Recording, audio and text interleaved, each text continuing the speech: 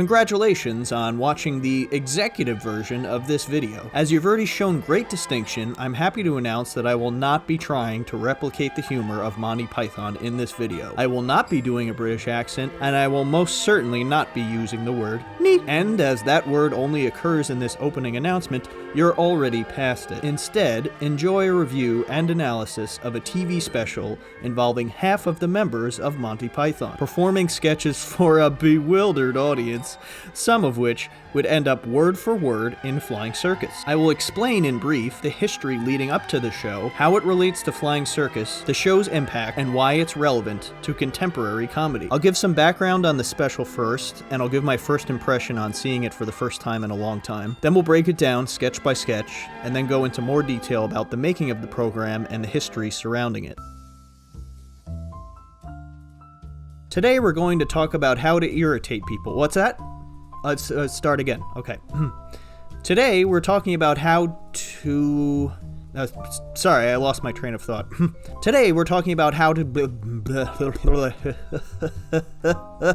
Irritate People was produced and originally presented by David Frost. David Frost's shows The Frost Report and That Was the Week That Was were both launch pads for members of Monty Python, as well as countless other British writers and comedians who would find success thereafter. In particular, John Cleese, who is the central performer of How to Irritate People, became a very recognizable face after his acting parts in Frost's shows. The title is pretty self-explanatory, and the original David Frost introduction makes it clear that the special is a parody of how to win friends and influence people. How to Irritate People was written by John Cleese and Graham Chapman, and it's hosted by and starring John Cleese, while also featuring Michael Palin in acting roles only. Fawlty Towers co-creator Connie Booth, who was newly married to Cleese at the time, appears in a handful of sketches as well. Also appearing are veteran stage, film, and TV actress Gillian Lind and Dick Vosborough, a contributor to Pre-Python show At Last the 1948 Show, and who appeared in one role on Flying Circus. No, there's nothing going on. The history of Monty Python has been well documented, so to save you the time, basically it's At Last the 1948 Show meets Do Not Adjust Your Set. At Last the 1948 Show was a sketch show starring John Cleese and Graham Chapman, as well as Tim Brooke Taylor and Marty Feldman. Do Not Adjust Your Set was a kids show, but also a sketch show, and it starred Michael Palin, Eric Idle, Terry Jones, and the still not quite ingratiated Terry Gilliam, as well as Denise Coffey and David Jason. How to Irritate People was recorded months before work on Flying Circus began, so it's now looked at as the last stepping stone between Pre-Python and Monty Python. Although it was recorded in November of 1968, the special was never broadcast in the UK, where it presumably would have performed reasonably well, but was instead broadcast in America. Much like the film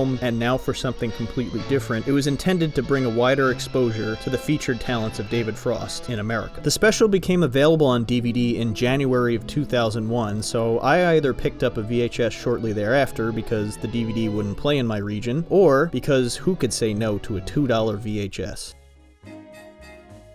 A case can be made that modern comedy as we know it began with Monty Python's Flying Circus. However, the show didn't come out of nowhere. The Pythons have all made clear their influences. Everything from The Goon Show, and specifically Spike Milligan's Q4 and Q5 shows, and Beyond the Fringe certainly comes to mind. And the 5 British members of the group all worked on the same show at one point, David Frost's program That Was the Week That Was. But this Python-affiliated special is a little different. It's an exercise in being annoying and pushing buttons. Though the influence of Monty Python can be traced to obvious places such as the sketch comedy of Saturday Night Live, Mr. Show, and Kids in the Hall, as well as less obvious places such as Cat Williams' indication of being a fan, Monty Python. In recent years, there have been more and more favorable opinions of a new type of comedy, cringe comedy.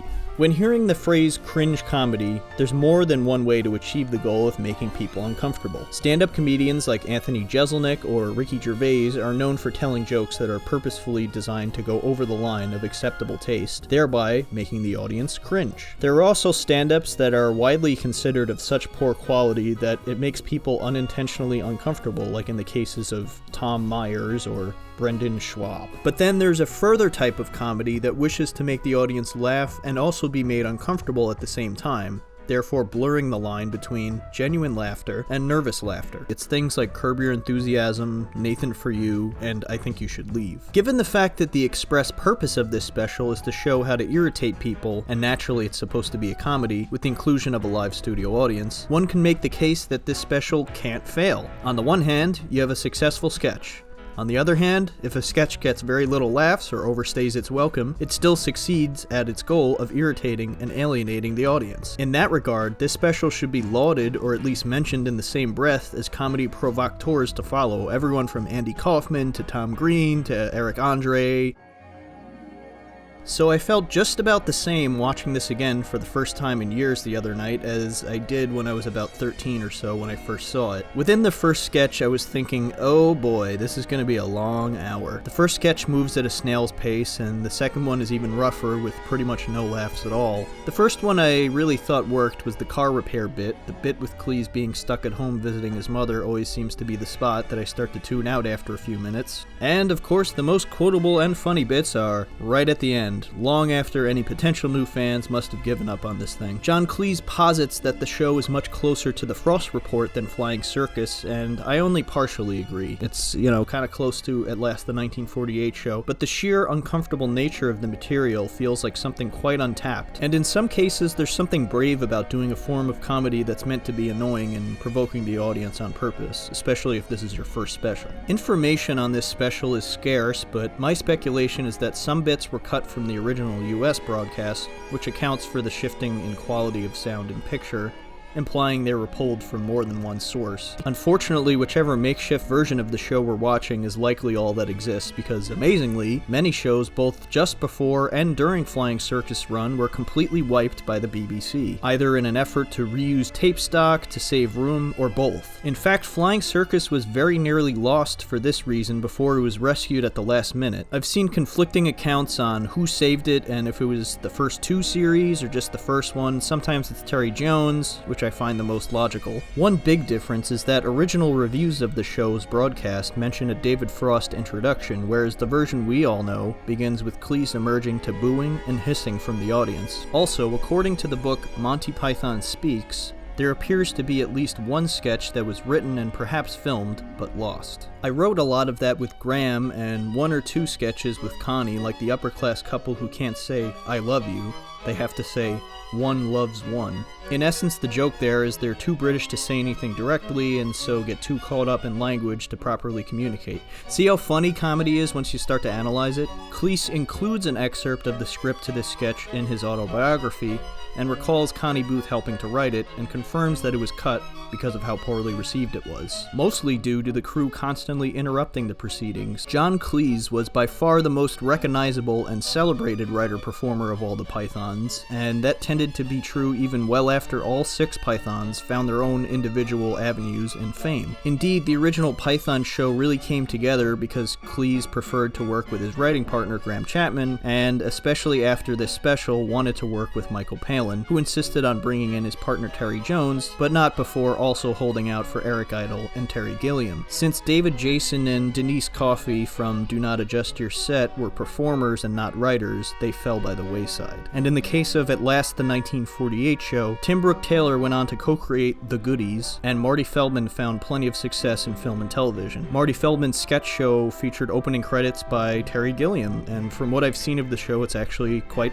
funny. The special was recorded in May of 1968 and directed by Ian Fordyce, who also has credits for At Last the 1948 show, and the whole show is pretty flatly directed, which adds more credence to the notion that the Pythons would increasingly manage their own work. This was also around the time that Jones and Palin were shooting the recently rediscovered, after thought to be lost, Complete and Utter History of Britain, and they expressed dissatisfaction on how their series was directed, produced, and acted. This also marks the first time Cleese and Chapman had complete control over a script.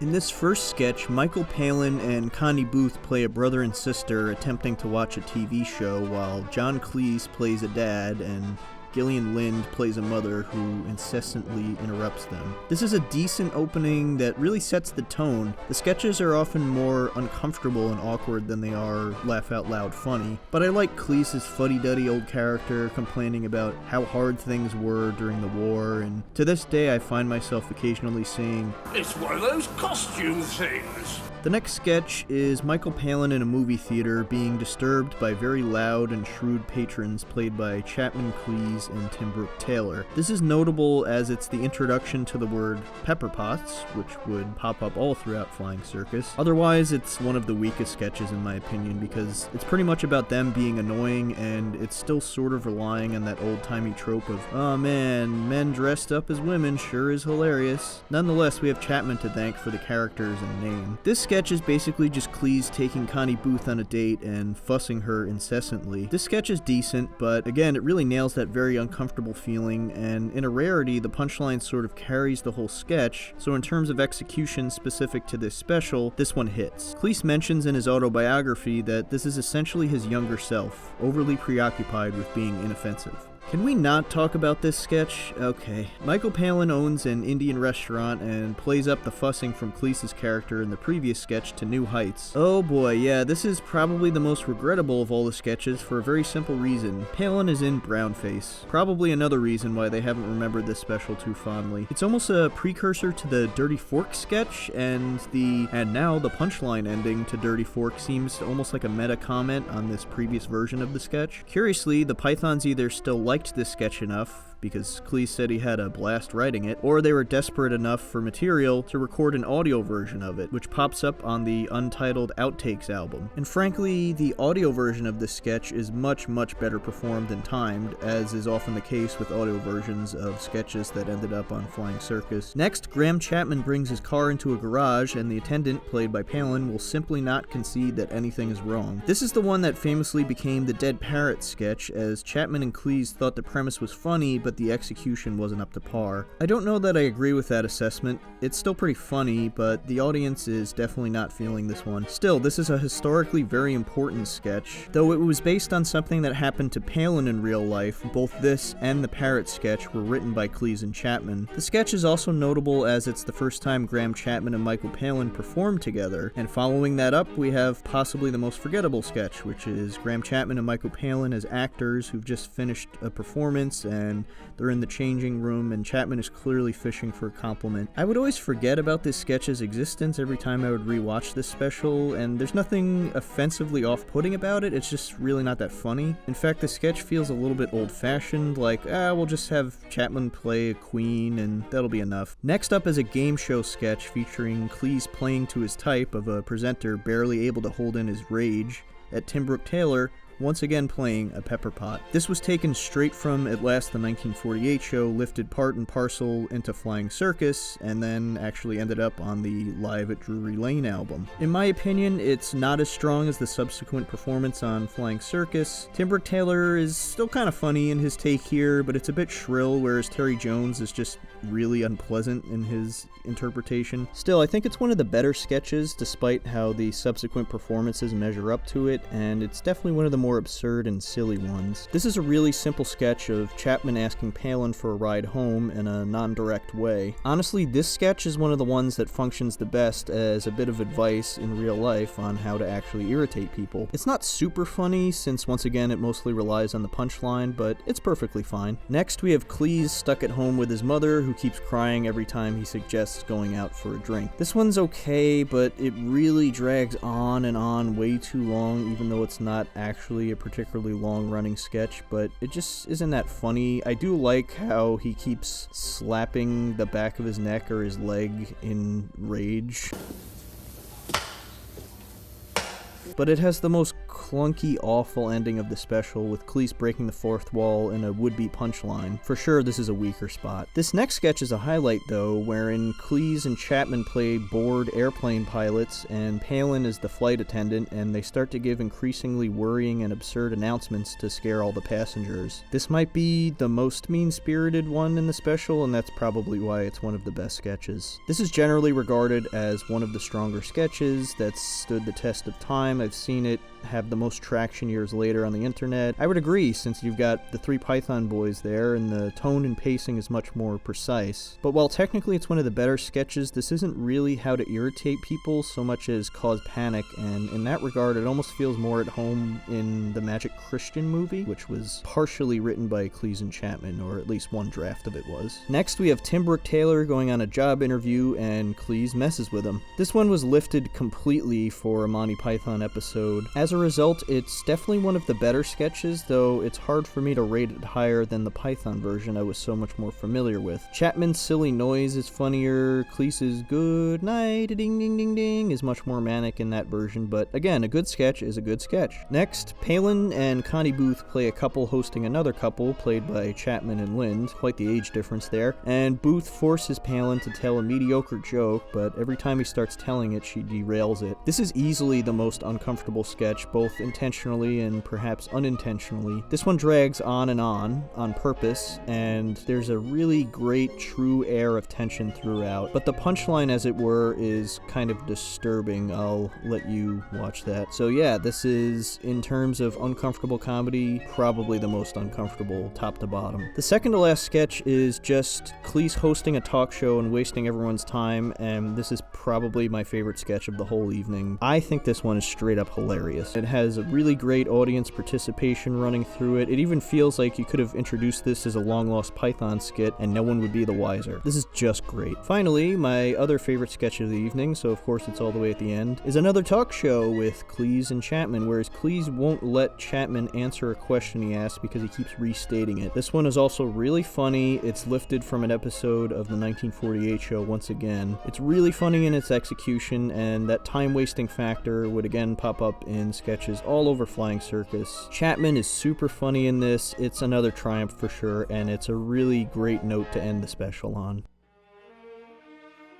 John Cleese acts like his usual self, just barely avoiding completely boiling over into pure rage. Some of his between-sketch introductions appear to legitimately freak out the audience a bit. The special comes at a period where Graham Chapman still hasn't completely stepped up to the plate in terms of being a leading man, but he's also not half in the bag, as is evident in some episodes of Flying Circus. We're reminded here why we love him so much.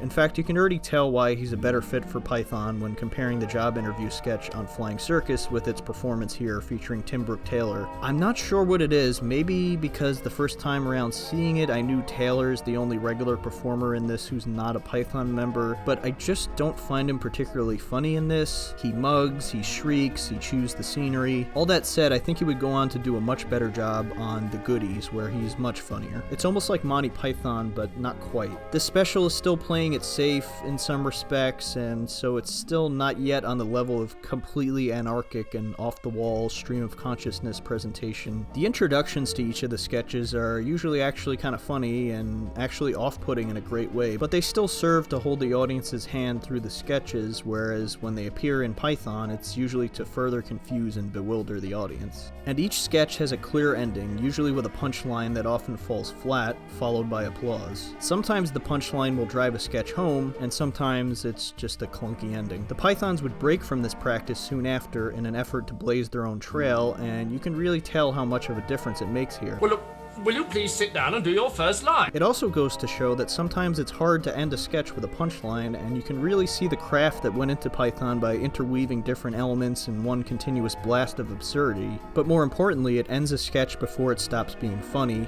overstays its welcome, and is still ahead of the audience. It would appear that every item is shot in order because, in either an act of bad foresight or some sort of technical reason, Cleese had to perform in nearly all the sketches, then get changed back into his presenter suit, then get back into costume, and so on. So all this waiting around must have put a strain on the actors and the crew and the audience. And the actual audience reception is rather weak and tepid. It's a little colder still than how the first 2 Python episodes are remembered, which for the most part go down not so well. But this is right on par with the audience reaction to the actual first Monty Python album, imaginatively titled Monty Python's Flying Circus, the only one to be recorded and owned by the BBC, and bearing way more resemblance to radio shows and the older style that came before them, before a total and completely great leap forward with 1971's is another Monty Python record. It's hard to blame the show for having a shift in quality since, in all likelihood, this is put together from more than one source. But again, that shows why it's so important for the Python performers to have more control over their output. For example, during the movie theater skit, John Cleese's narration isn't overdubbed as it should be, but in really wonky quality that sounds like it's just being broadcast, not live, but pre-recorded and played to the audience on tape, thereby compromising the quality further when it's recorded for the show. Just why this special isn't mentioned or remembered more widely is a mystery. Every quote I was able to find, and again there isn't much information on this special, would indicate that those involved, especially John Cleese, didn't think much of the final product and certainly didn't have a blast filming it. Here's an extract from Monty Python Speaks, which corroborates the sketch that was cut due to technical problems upending it. "I didn't enjoy the experience. The recording of it was a nightmare. Everything went wrong. I remember starting one sketch, and then we had to relight it. We stopped in the middle of the sketch, and then started again, and stopped it, and relit it. And the audience had been there so long, about halfway through the recording, they started leaving to be able to catch their buses home. I remember standing in front of the camera reading something and thinking, I don't want to do this again as long as I live. It was an awful experience. Maybe that helped put me off acting." Pretty strong meat there from John Cleese. Cleese goes on to describe that since there were technical problems during rehearsal, the crew were very silent and weren't laughing, so they couldn't tell if the material was working, and then they couldn't fully rehearse because the audience started showing up, and then the warm-up act got no response, and the sketches started getting no reaction either. The actual show is an oddity, and certainly most notable for being one of the very last stepping stones until Monty Python's Flying Circus began properly. In terms of quality, it also lies somewhere between the somewhat dated but still often humorous 1948 show and the earth-shattering amazingness we've come to know in Monty Python. But what it represents is showing not only shades of the brilliance to come, but also very early anti-comedy. You may not hear this special mentioned in the same breath as Andy Kaufman or Neil Hamburger, but something has to be said of the courage it takes to do your first special as purposefully annoying. IMDb shows only a few other examples of these Frost-produced showcases, but one of the other ones is a Frankie Howerd special. As much as he's probably still well remembered in the UK, compare that to How to Irritate People and you can see a stark difference. I get the feeling program planners and TV execs wouldn't have known what to do with this as they did with Python when, and now for something completely different, swung and missed in the States. For the most part, you can see why Python rebelled against all the comedy happening around them and why they were so arrogant in interviews at the time, but even the stuff they respected is still pretty awful, like Spike Milligan's show. Most of the jokes are still, "Aw man, the British are so stuck up when it comes to sex." Not that a lot of Python stuff isn't at best uninspired for the female parts or at worst sexist, but damn it if it wasn't memorable. So in conclusion, I find it interesting that this special has a foolproof method of swiping away criticism. If you think it's funny, great. If you found it unfunny and grating, even better. The special's mission is accomplished. I do think a lot of comedy gets a pass nowadays for either being so bad it's good or for being intentionally offensive in place of being clever or witty, or existing in this nether region where it's abrasive and annoying on purpose, like I Think You Should Leave. If we're going to praise shows and comedians like these for bringing about a new type of comedy and appealing to a newer and different set of generations to appreciate something diverging from the three-camera sitcoms and hacky stand-up, let's give How to Irritate People its due, however spotty, inconsistent, and irritating as it can sometimes be.